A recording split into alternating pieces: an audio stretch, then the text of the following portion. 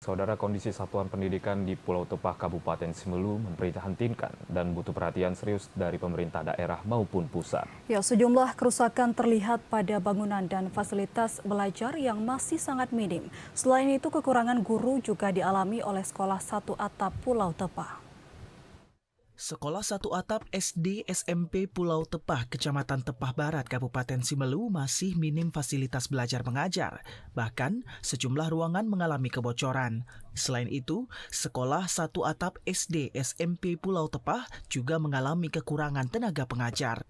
Sehingga hal ini berdampak pada kualitas proses belajar mengajar yang dialami oleh peserta didik di sekolah ini. Saat melihat kondisi sekolah di Pulau Tepah, Bupati Simelu Muhammad Nasrun mengaku telah menyampaikan kondisi ini kepada kementerian terkait agar keberadaan sekolah satu atap dapat menjadi prioritas pembangunan di tahun depan.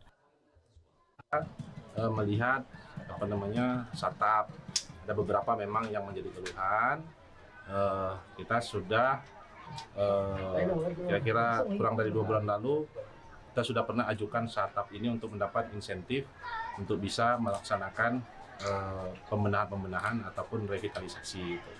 Kemudian kita melihat ini Pustu saat ini gitu, keluhan yang sama juga ya, karena memang kecuali bangunannya sudah lama, ini memang butuh perhatian dan keseluruhannya saya pikir masih berjalan.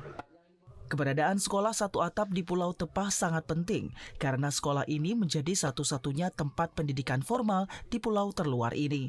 Dari Kabupaten Simelu, Al-Ashab, TVRI melaporkan.